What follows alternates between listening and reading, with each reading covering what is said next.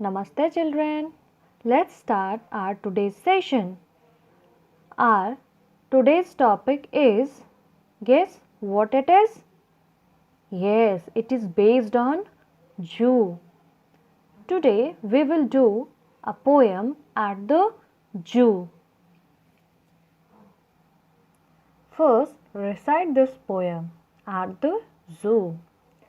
Be careful what you say or do when you visit the animals at the zoo. Don't make fun of the camel's hump. He is very proud of his noble bump. Don't laugh too much at the chimpanzee. He thinks he is as wise as you or me. And the penguins strutting round the lake can understand remarks you make. Treat them as well as they do you, and you will always be welcome at the zoo. The poem At the Zoo, with 20 short lines, is written by Ellen Mathias. As is evident from the title, the poem talks about the way one should follow while visiting a zoo. The poem begins with a caution that you should be careful about what you say or do when you visit to the zoo. It then tells the readers not to make fun of the camel's hump, as the camel is proud of it. It also warns not to laugh much at the chimpanzee because he feels that he is equally smart as humans. The poem goes on to say that the penguins can understand whatever comments you make. It ends on a suggestive note saying that you should treat the animals at the zoo with respect. If you do so, you will always be welcomed at the zoo. Now, we will understand this poem line by line. आप सभी जू गए होंगे या जो नहीं गए हो वो जब जाओगे तो आप ध्यान देना, आप जू में क्या देखते हो, बहुत सारे एनिमल्स को देखते हो जो डिफरेंट होते हैं. जू क्या होता है? जू एक स्पेशल प्लेस होता है जहाँ एनिमल्स को सेफ रखा जाता है, उनकी केयर टेकिंग की जाती है. कैसे एनिमल्स को सेफ रखा जाए इस चीज़ की वहाँ क्या की जाती है, अरेंजमेंट की जाती है ताकि वो सेफ रहें. आप जब भी जू जाओ आपको क्या क्या सावधानी रखनी चाहिए उसी पर यह पोयम क्या है, बेस्ड है. So let's start. Be careful what you से और डू. आप सावधान रहो आप क्या बोल रहे हो या आप क्या कर रहे हो, बिकॉज एनिमल्स भी आपको सुनते हैं, आपके बिहेवियर को अंडरस्टैंड करते हैं कि आप अच्छा बिहेवियर उनके साथ कर रहे हो या बुरा बिहेवियर कर रहे हो. तो इसलिए आपको कहा जा रहा है बी केयरफुल व्हाट यू से और do when you visit the animals at the zoo. जब आप जानवरों से जू में मिलने जाते हो तो आपको केयरफुल रहना चाहिए. See, don't make fun of the camel's hump. He is very proud of his noble bump. आप जब ऊँट को देखो, कैमल को देखो, तो उसके निकले हुए हिस्से, पीठ पे उसके क्या होता है, हम्प निकला होता है, उसको देख के हंसो नहीं. क्यों? क्योंकि ये आप भी जानते हो या आपने पढ़ा होगा, वो क्या होता है, वो कैमल के लिए फूड और वाटर का स्टोरेज होता है. इसी वजह से डेजर्ट में कैमल क्या कर सकते हैं, बहुत दिनों तक भूख और बिना भोजन बिना पानी के रह सकते हैं. आप और हम नहीं रह सकते हैं, इसीलिए उनको अपने हम्प पे क्या होता है, प्राउड भी फील होता है. इसीलिए तो कैमल को सिप ऑफ डेजर्ट भी बोलते हैं. तो उसके हम्प को देखकर हमें क्या करना चाहिए, मजाक नहीं उड़ाना चाहिए, उनका लाफ नहीं करना चाहिए उन पे. उनको अपने हम्प पे क्या होता है, काफ़ी प्राउड होता है कि इसी हम की वजह से वो सिप ऑफ डेजर्ट कहे जाते हैं। Don't laugh too much at the chimpanzee, he thinks he is as wise as you और मी।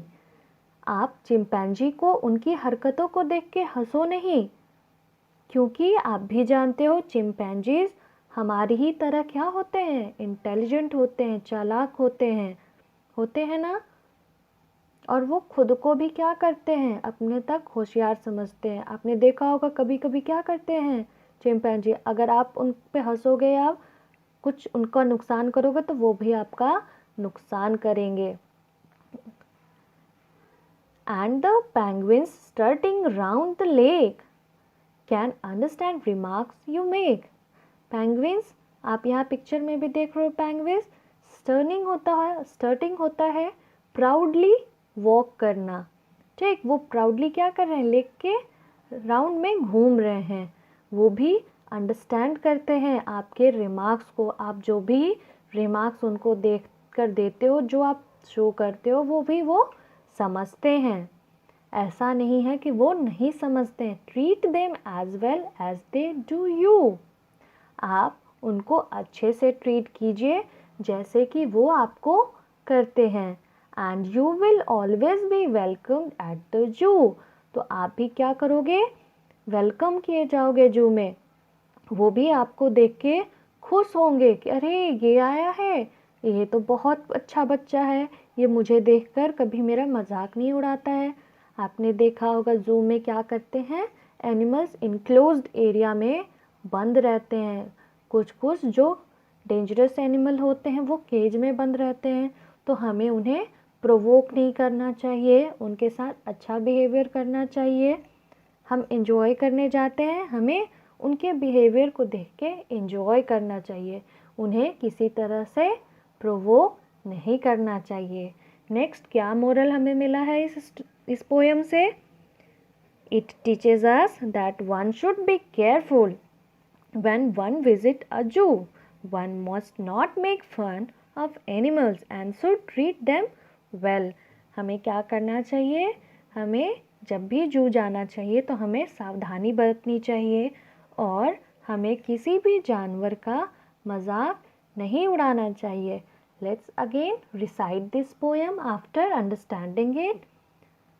Be careful what you say or do when you visit the animals at the zoo. Don't make fun of the camel's hump. He is very proud of his noble bump. Don't laugh too much.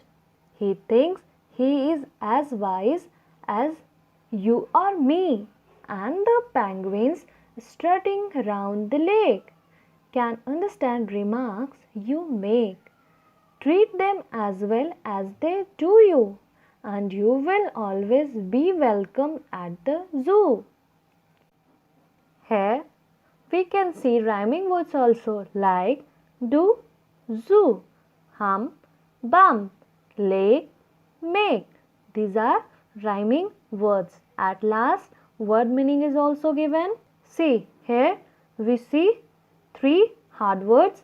If you have more hard words, then write it in your copy. Let's start.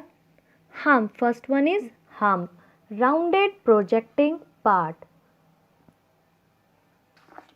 See, here camel के पीछे क्या है, back पे एक projecting part बना हुआ है, इसी को हम क्या बोलते हैं, हम्प, जिसमें कि camel food and water store करता है। Next one strutting, moving about proudly, यानी तनकर चलना, प्राउड में चलना।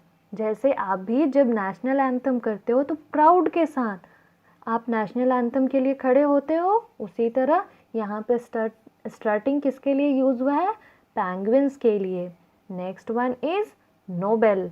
Nobel means that deserve praise, जो कि हमें प्रशंसा मिलने के लिए होता है। हम नोबल होते हैं तो क्या होता है, विनम्र होते हैं तो क्या मिलता है, हमें प्रशंसा मिलता है। Oh how smart this boy is, how good he is, मिलता है ना हमें। हाँ, कितना अच्छा ये बिहेवियर करता है, कितना नोबल है ये। ठीक है, तो क्या होता है noble means that deserve praise. If you have any other hard words, write it in your copy and children learn this poem by heart. This is your homework. Thank you children.